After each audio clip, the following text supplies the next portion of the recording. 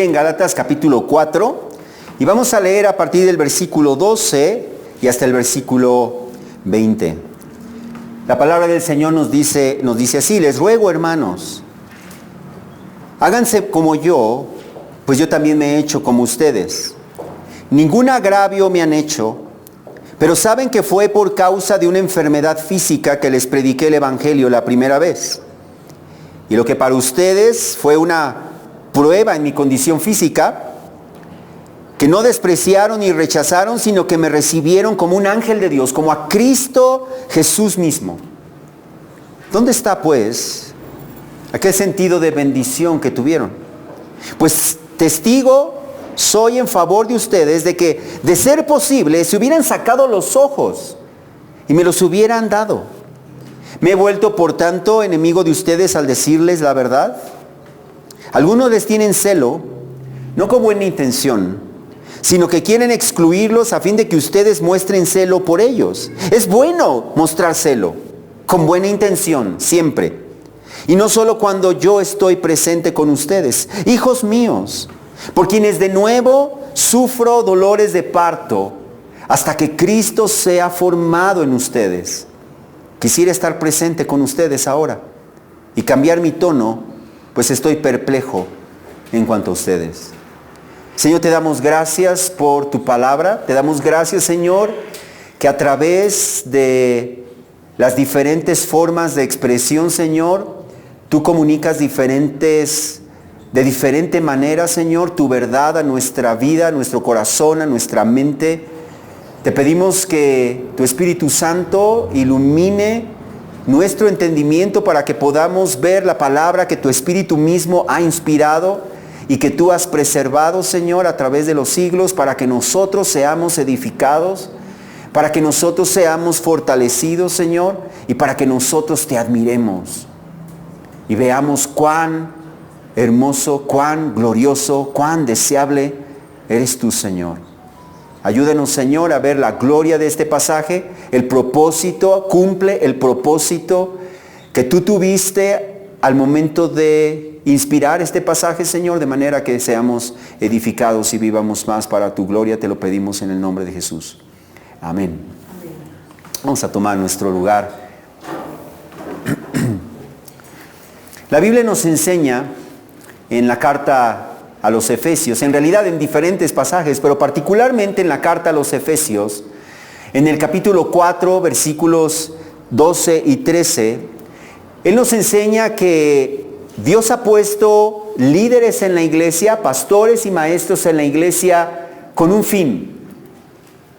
Y el fin es capacitar a todos los santos para la obra del ministerio, para la edificación del cuerpo de Cristo, hasta que todos nosotros lleguemos a la unidad de la fe y del pleno conocimiento del Hijo de Dios, a la condición de un hombre maduro, que es la medida de la plenitud, de la estatura de la plenitud de Cristo.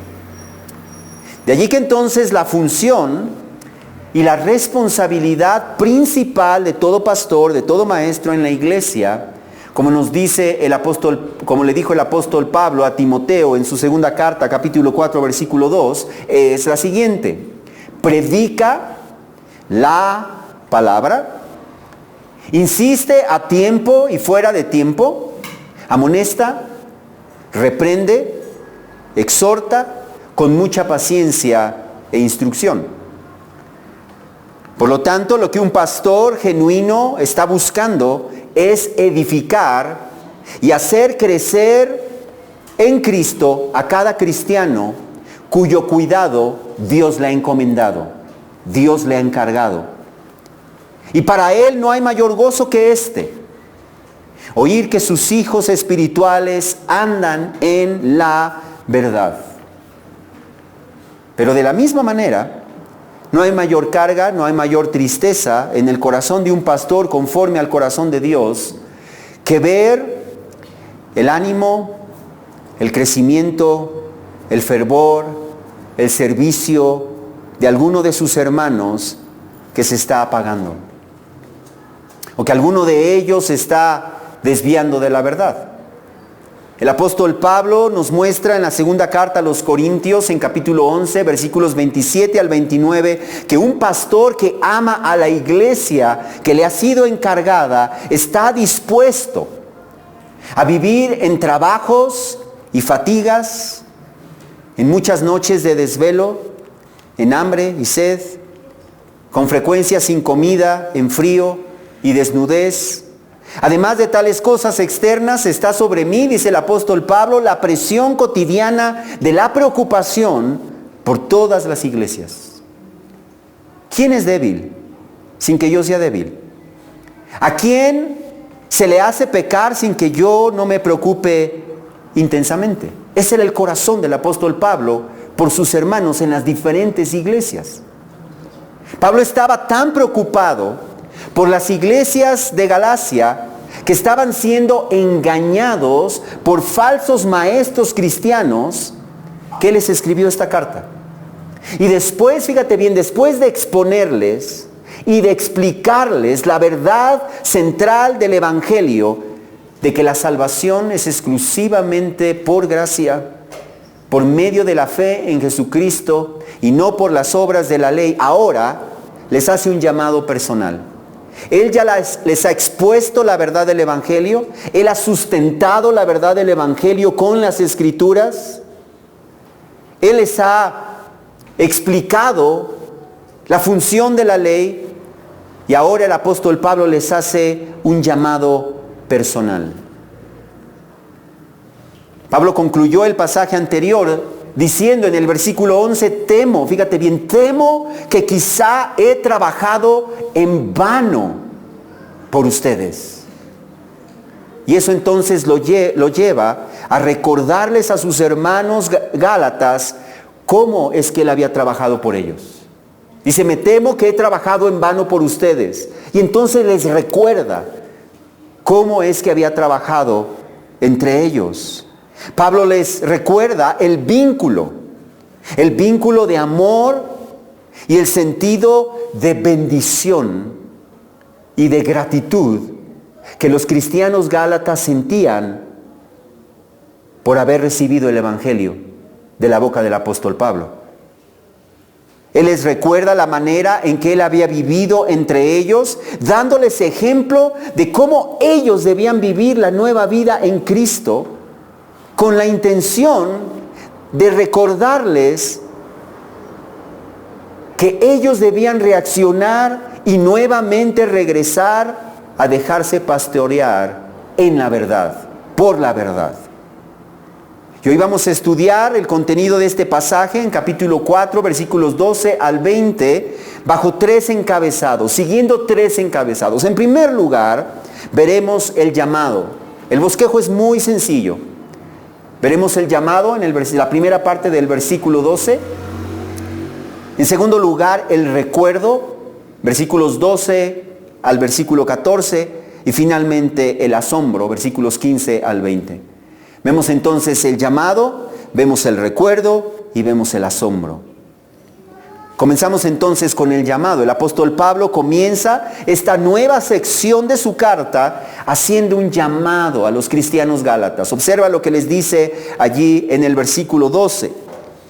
Les ruego, hermanos, háganse como yo, pues yo también me he hecho como ustedes. Aquí encontramos el primer imperativo directo y explícito del apóstol Pablo a los gálatas. Es la primera orden explícitamente a ellos, pero en la forma de un ruego. En la forma de un ruego, y no solamente un ruego amoroso. Les dice, les ruego, hermanos, háganse como yo, pues yo también me he hecho como ustedes. Pero ¿qué quería decir Pablo con esto? ¿En qué sentido los cristianos gálatas debían hacerse como Pablo? Porque ese es el imperativo, ¿no es cierto? Háganse como yo. ¿En qué sentido debían hacerse como él? Pablo mismo nos explica en la segunda parte diciendo, pues o porque yo también me he hecho como ustedes. Así que entonces ellos debían hacerse como Pablo, en el sentido en el que Pablo se había hecho como ellos, que en su mayoría eran gentiles. La pregunta entonces que surge aquí es, ¿en qué sentido Pablo se había vuelto como ellos? Pablo no lo explica de una manera explícita en el versículo 12, pero el contexto de toda la carta nos lo deja más que claro.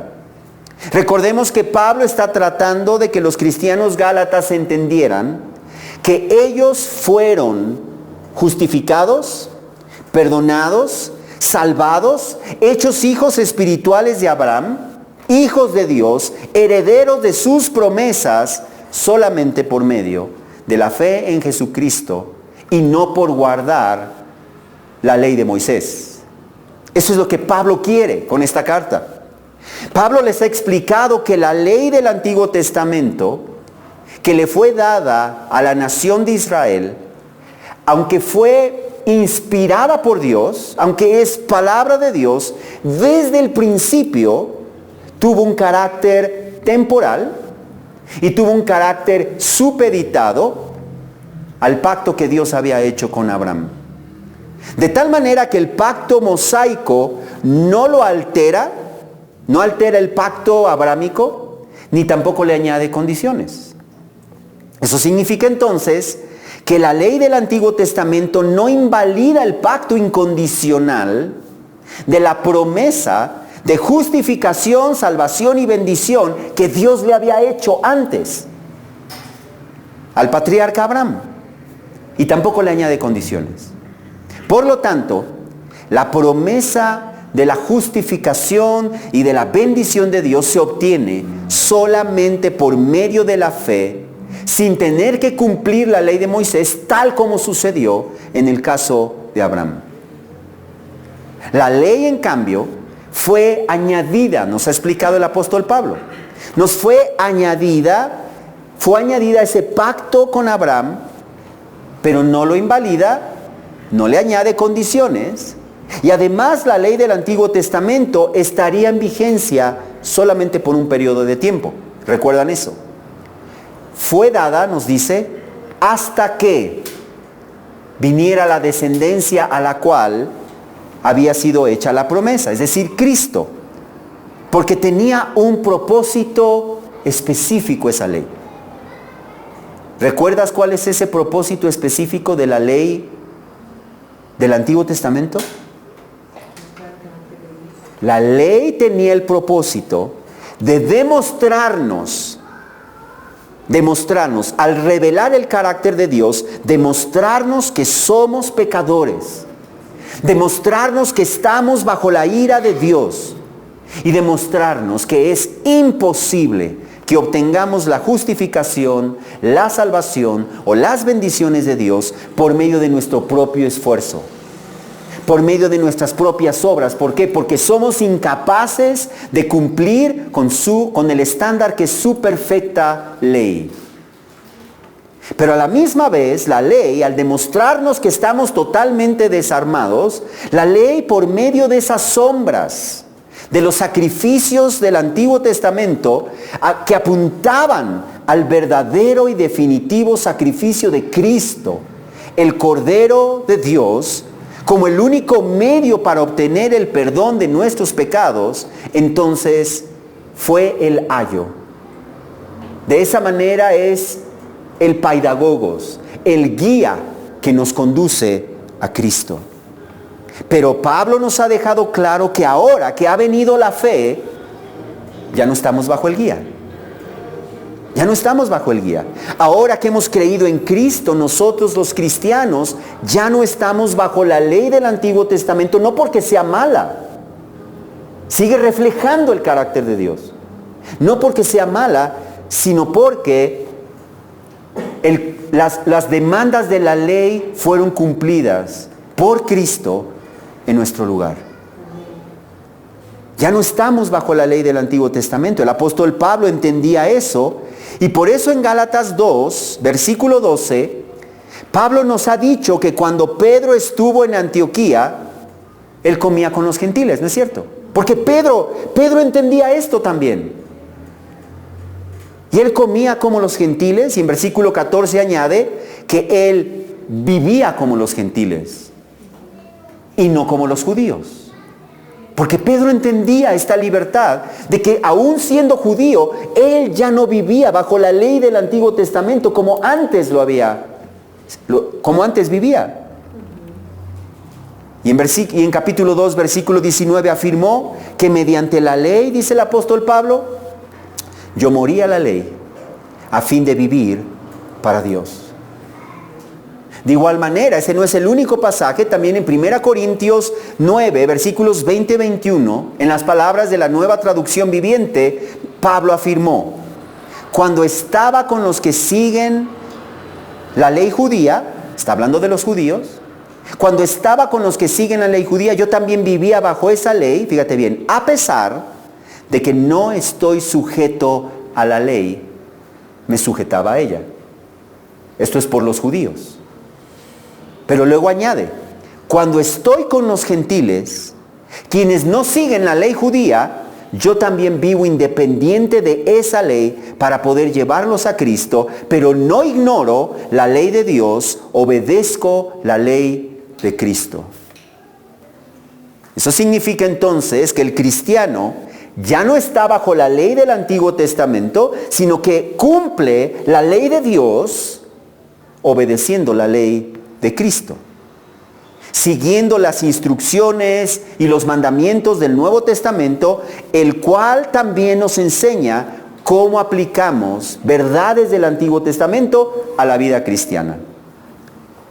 Toda esta explicación, hermanos, para sustentar que cuando Pablo está diciendo, háganse como yo, así como yo también, o más bien puesto que yo también me he vuelto como ustedes o me he hecho como ustedes, él se refiere a que nosotros los cristianos no vivamos cumpliendo con las prácticas, ritos, ceremonias, costumbres y mandamientos del Antiguo Testamento. Pablo les está recordando, cuando yo estuve entre ustedes, yo no viví como judío entre ustedes. Yo me volví como ustedes. Y ahora les estoy pidiendo, vivan de esa manera, como yo me hice entre ustedes, siguiendo el ejemplo que yo les puse cuando estuve entre ustedes, que no vivía ignorando la ley de Dios, sino obedeciendo la ley de Dios a través de obedecer la ley de Cristo. Eso es lo que Pablo les está diciendo.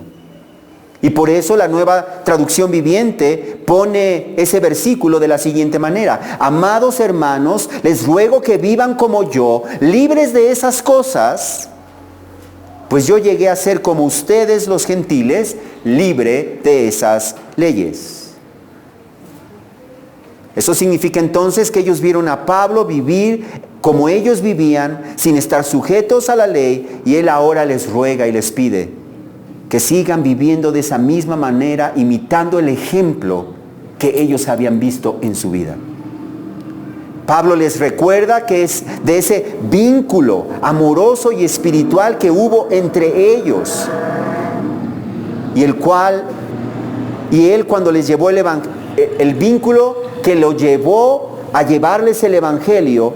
Y eso es interesante porque nos muestra que el Espíritu Santo sigue produciendo un vínculo no solamente espiritual, sino un vínculo emocional también entre el pastor y la iglesia.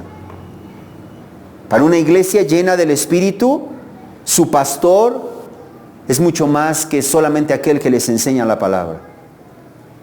Una iglesia llena del Espíritu Santo ama al pastor que los alimenta con la palabra, cuida de ellos, vela por sus almas, pero a la misma vez el pastor les ama profundamente y vela por ellos.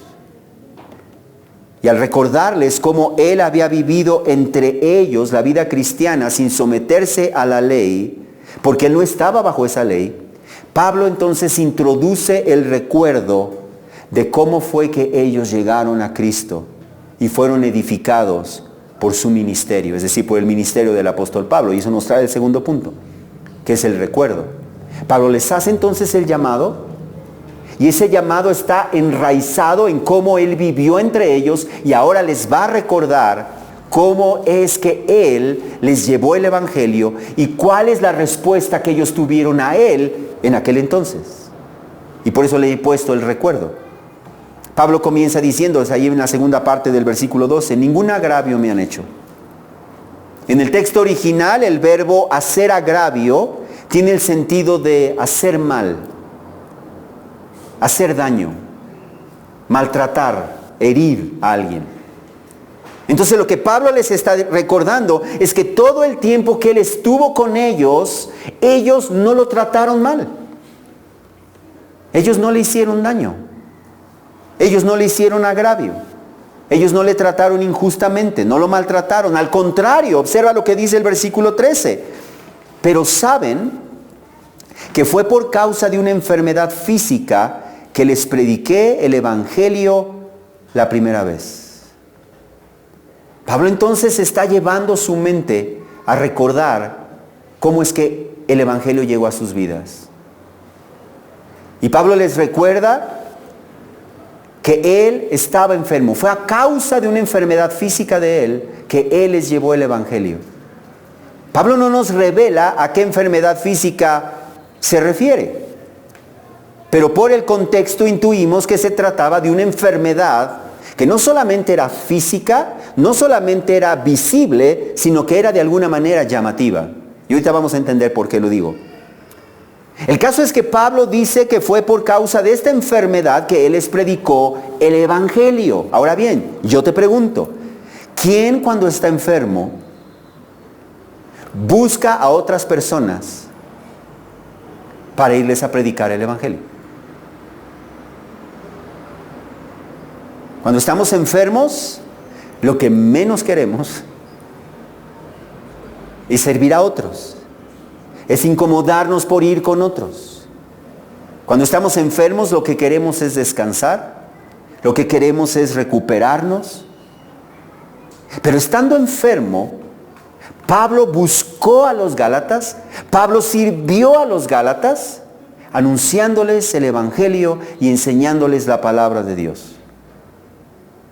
Eso quiere decir que él sacrificó su comodidad, él sacrificó su descanso, él sacrificó lo que él deseaba, lo que cualquiera hubiera hecho para anunciarles la palabra de Dios por amor a ellos.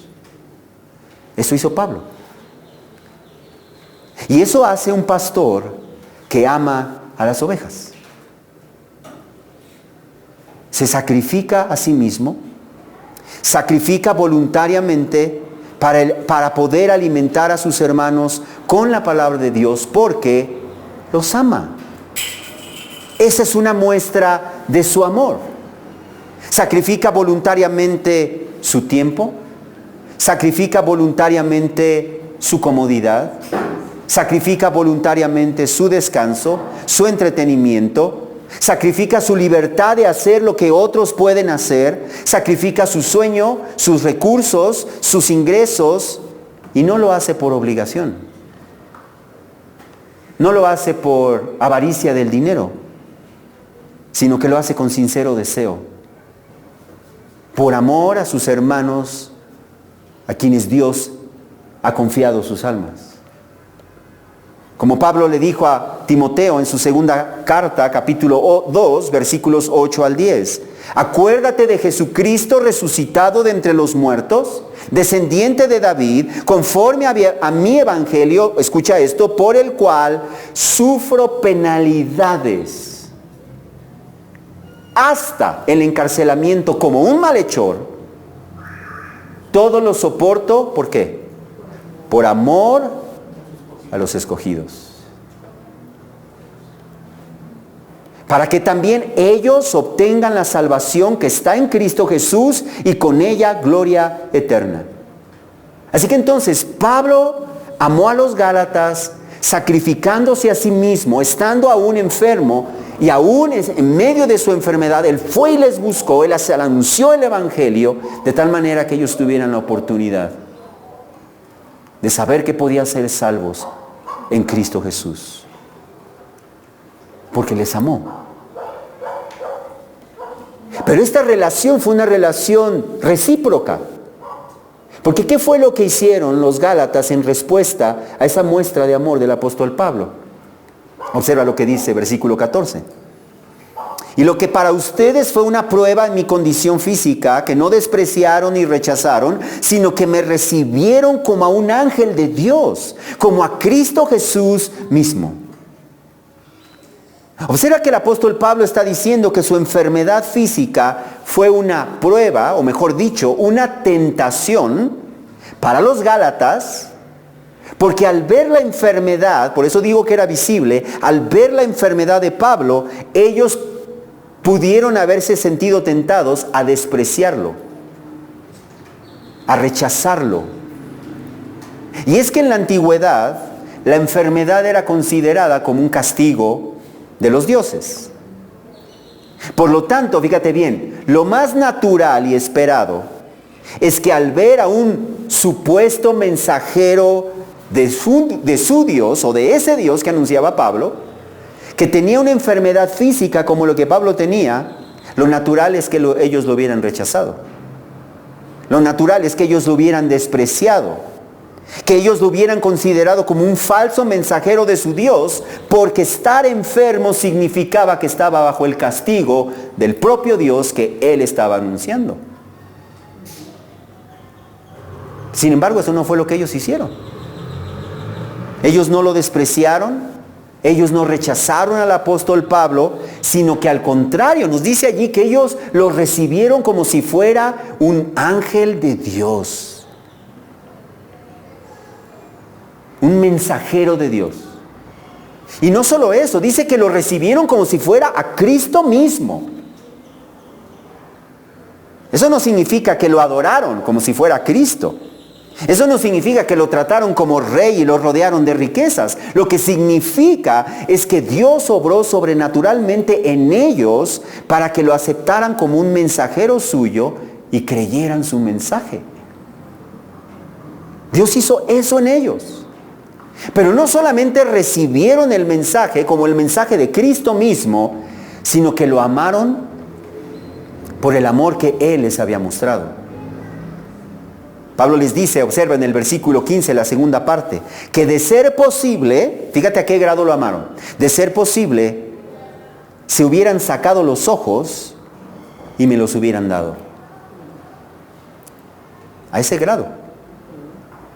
Ahora, eso ha llevado a muchos cristianos a intuir que la enfermedad que Pablo tenía pudiera haberse tratado de una enfermedad de los ojos. Porque ellos hablan de que hubieran estado dispuestos a dar sus propios ojos. Y es posible.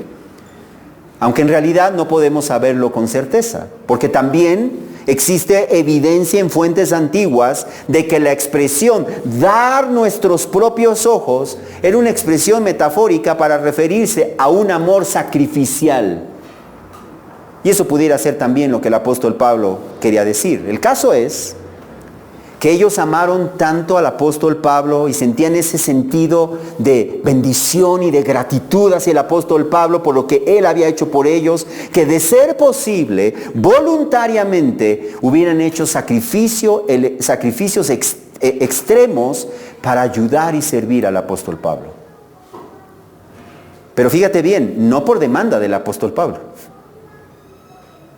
no por manipulación o exigencia del apóstol Pablo, a diferencia de muchos pastores, falsos profetas y falsos apóstoles hoy en día, que se aprovechan de los cristianos, que usan a los cristianos, que explotan a los cristianos y que despojan a los cristianos para su beneficio personal.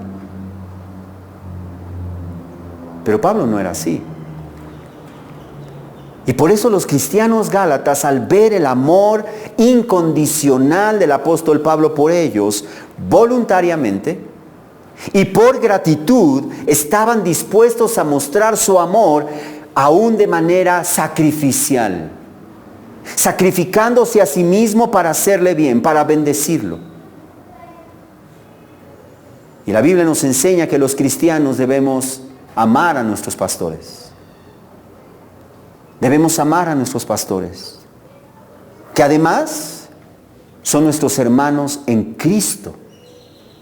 en respuesta al estilo de vida sacrificado, amoroso y servicial que ellos nos han mostrado.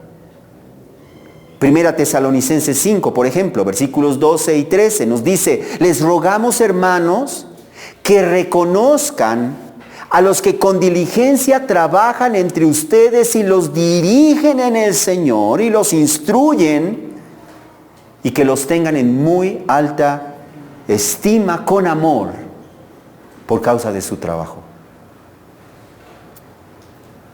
Gálatas 6:6 también nos dice: al que se le enseña la palabra, que comparta toda cosa buena con el que le enseña. Y eso incluye nuestras aportaciones económicas para su sustento, porque 1 Timoteo 5, versículos 17 y 18, leyendo en las palabras de la Nueva Traducción Viviente, ordena que los ancianos que cumplen bien su función deberían ser respetados y bien remunerados. En particular, los que trabajan con esmero tanto en la predicación como en la enseñanza. Pues la Escritura dice: no le pongas bozal al buey para impedirle que coma mientras trilla el grano. Y dice también: todo el que trabaja merece recibir su sustento. Qué diferente es esta mentalidad de la mentalidad de muchos cristianos en la iglesia que se benefician de la predicación de la palabra, pero que así como dicen, pero que son codos para compartir con aquel que les comparte la palabra. No por exigencia de él, no debe ser así, ni por explotación, sino tal como ellos lo hicieron. Y tal como no solamente ellos lo hicieron, sino tal como los filipenses también lo hicieron con el apóstol Pablo. Nosotros leemos en la carta a los Filipenses, capítulo 4, versículos 15 al 18. Fíjate lo que Pablo les dice: ustedes mismos también saben, Filipenses, que al comienzo de la predicación del Evangelio, después que partí de Macedonia, ninguna iglesia compartió conmigo en cuestión de dar y recibir, sino solamente ustedes. Porque a una Tesalónica enviaron dádivas más de una vez para mis necesidades. No es que busque la dádiva en sí, sino que busco fruto que aumente en su cuenta. Pero lo he recibido todo y tengo abundancia. Estoy bien abastecido, habiendo recibido de Epafrodito lo que han enviado, fragante aroma, sacrificio aceptable, agradable a Dios. Así que entonces esta es la clase de amor que debe existir entre el pastor y la iglesia. El pastor se sacrifica dedicándose a alimentar, a cuidar, a aconsejar, a amonestar y a velar por las almas de sus hermanos. Y los hermanos aman, reconocen, cuidan, oran, sostienen económicamente a su pastor para que cumpla con su labor. Es así de simple y sencillo.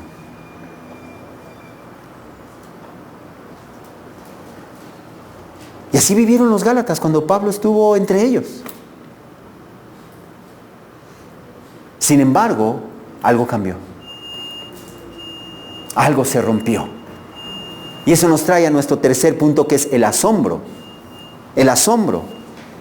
Porque eso cambió cuando llegaron a la iglesia los engañadores que, diciendo ser cristianos, levantaron chismes contra el apóstol Pablo, hablando mal de él, hablando mal de su ministerio, hablando mal de su doctrina, con la finalidad de desacreditarlo, para que los hermanos dejaran de seguir las enseñanzas del apóstol Pablo y en su lugar lo siguieran a ellos.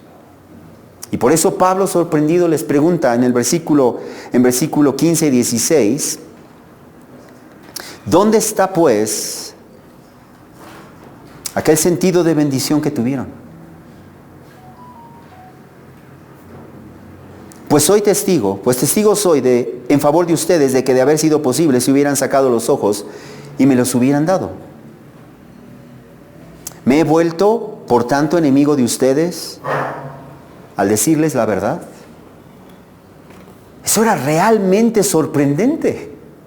El amor y el sentido de gratitud que los hermanos gálatas habían sentido por Pablo, ahora había cambiado por enemistad al escuchar las palabras malintencionadas de esos engañadores. Y lo mismo sigue ocurriendo hoy en día en iglesias cristianas. De pronto un día un hermano que antes admiraba, respetaba, amaba a su pastor y era cercano a él, de repente un día se sienta a tomar café con el diablo. ¿Escuchas eso? Se sienta a tomar café con el diablo, escuchando las murmuraciones que susurra en su mente, en sus oídos. O quizá escuchando a un hermano que habla mal de su pastor. Porque el diablo es un experto manipulando, torciendo la información, exagerando las cosas para hacerte desconfiar,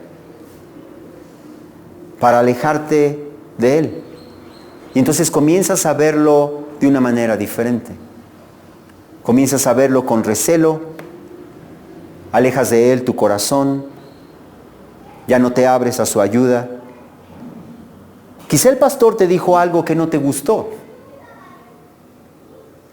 Quizá te llamó la atención por algo que tú piensas que no debió haberte llamado la atención.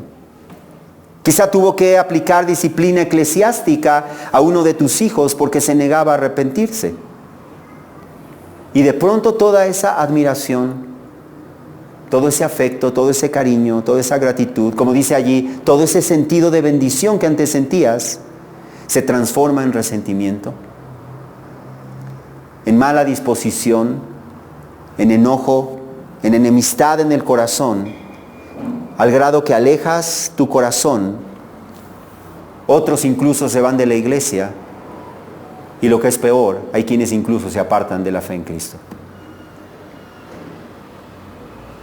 Pero no debemos olvidar tampoco que los pastores seguimos siendo seres humanos como ustedes,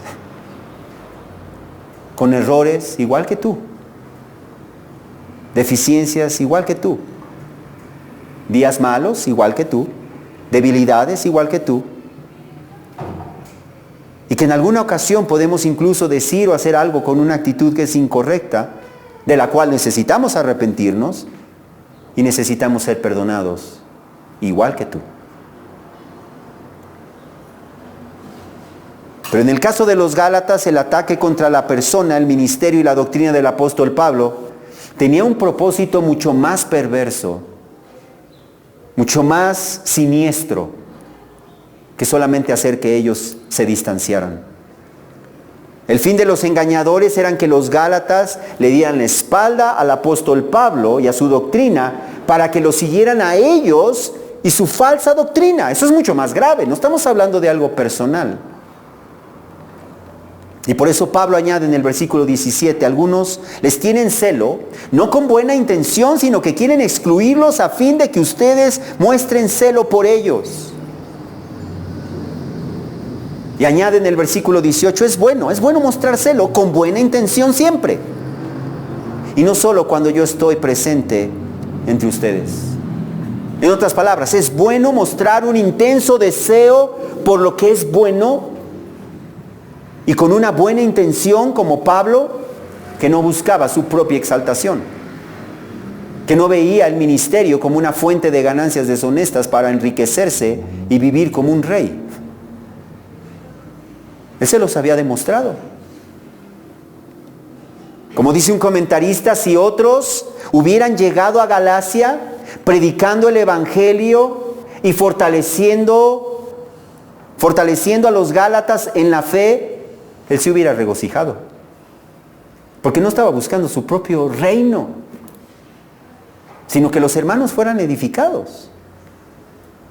Pero la intención de los engañadores era ganar a los cristianos como sus propios seguidores, siguiendo falsas doctrinas. La Biblia nos enseña que debemos exponer abiertamente y advertir a la iglesia de los engañadores. Pero es triste ver cuando un pastor con sana doctrina habla en contra de otro pastor de sana doctrina solo por ganar seguidores o por hacer crecer su propio ministerio. Eso es lamentable.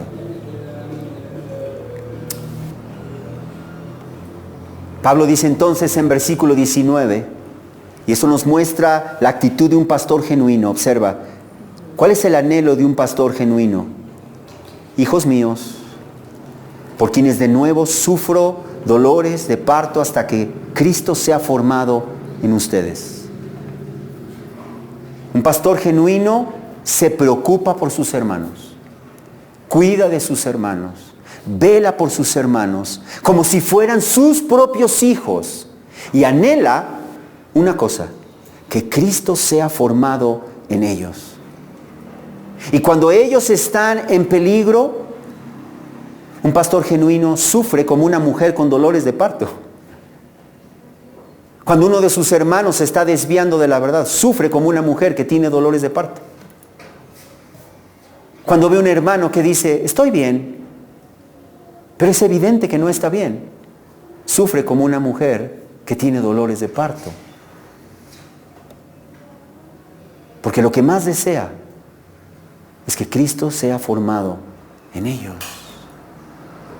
Que Cristo sea formado en ellos. Y cuando eso no sucede, quisiera, como dice el apóstol Pablo y concluye en versículo 20, quisiera estar presente con ustedes ahora y cambiar mi tono, pues estoy perplejo en cuanto a ustedes. Él quisiera estar allí, él quisiera, si fuera posible, meter sus manos en su cabeza, en su corazón,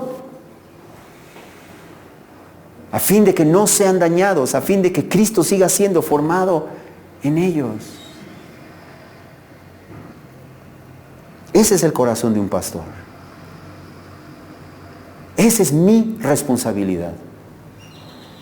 Y así como el apóstol Pablo allí les hace un llamado personal, porque ese es un llamado personal, ha dejado a un lado la explicación y la exposición y ahora les está haciendo un llamado personal, basado en esa relación, basado en ese vínculo, basado en ese sentido de bendición que ellos tenían. Y así yo les hago un llamado personal a ustedes también, como mis hermanos en Cristo. Como dice uno de mis amados hermanos en esta iglesia, a título personal, les puedo decir que delante de Dios, que mi deseo es servirles la palabra de Dios para que Cristo sea formado en ustedes. Para que ustedes puedan conocer a Cristo y acercarse más a Cristo y amar más a Cristo y crecer más en Cristo. Y que Cristo sea exaltado porque Él es observado en su manera de vivir, en su manera de pensar. Y nada me da más gozo que verlos crecer en Cristo, verlos crecer en el conocimiento de Él y de su palabra, y verlos llegar temprano para estar en la presencia de Dios en compañía de sus hermanos, exaltando al Señor, orando al Señor, levantando sus voces a Él. Pero a la misma vez no hay nada que me dé más tristeza que verlos en su indisciplina y verlos que en ocasiones Cristo ha dejado de estar formado en ustedes. Mi anhelo, hermanos, es que puedan contemplar a Cristo de tal manera que todo lo demás es secundario. Porque lo que más anhela es encontrarse con Cristo, aquel que les salvó, aquel que les provee, aquel que les ama, aquel que les habla desde el cielo y que dicen, yo no me pierdo eso por nada, a menos que sea estrictamente necesario. Yo no quiero perderme de eso por nada. Yo quiero estar el mayor tiempo que Dios me permite en su presencia, escuchando su palabra, exaltándole a Él, levantando mi voz en oración por mis necesidades, las necesidades de mis hermanos, las necesidades de esta iglesia. Así que entonces, hermanos, déjense cuidar, como le he dicho a jóvenes aquí. Déjense pastorear. Dejen de sentarse a tomar café con el diablo. Ayúdenme a hacer mi labor con alegría. Pero hermanos, también yo necesito de ustedes. Yo también necesito de sus oraciones. Yo también necesito de su amor y de su afecto y de su cariño y de su cuidado, así como ustedes necesitan también. No solamente mi cariño y mi cuidado, sino el cariño y el cuidado y el afecto de unos y de otros. Así que entonces ayudémonos pues unos a otros a permanecer fieles a Cristo. Ayudémonos a que Cristo sea formado en cada uno de nosotros. Pongámonos hombro con hombro, ayudándonos a permanecer en la sana doctrina, y dejemos que Cristo sea formado en nosotros para la gloria de Dios. Vamos a orar. Padre, gracias Dios. Gracias Dios por este llamado personal del apóstol Pablo, Señor. Te pedimos, Padre, que no perdamos ese sentido de bendición. Yo te pido, Señor, que tú me libres. Líbrame de hacer algo incorrecto, Señor, que lastime a alguno de mis hermanos, Señor. Por favor, líbrame.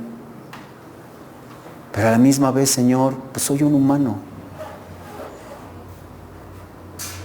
Y aún a veces, Señor, sin que sea mi intención, seguramente alguna vez he lastimado a alguien, he dicho algo que no debía decirlo, como no debías decirlo. Y yo te pido perdón por eso, y yo le pido perdón a mis hermanos por eso. Señor, pero ayúdanos a que ese vínculo no sea roto, Señor. Al contrario, que juntos corramos esa carrera que tenemos por delante. Ayúdanos a estar dispuestos, Señor, a sacrificarnos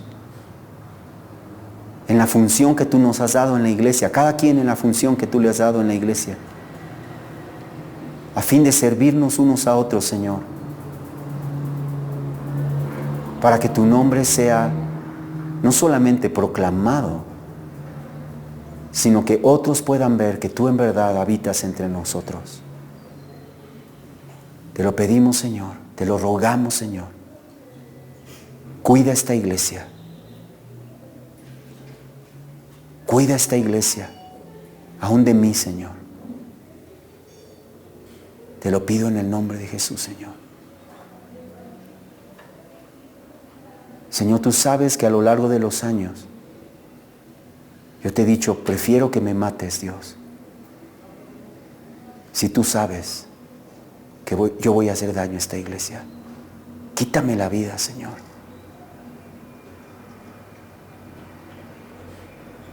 Señor, y tú sabes que no lo digo a la ligera. Ayúdame, Señor, a cuidar y a velar por mis hermanos. Y te pido que Cristo sea formado en cada uno de nosotros. En el nombre de Jesús. Y para la gloria exclusiva de tu nombre, Señor. Te lo pedimos en el nombre de Jesús. Amén.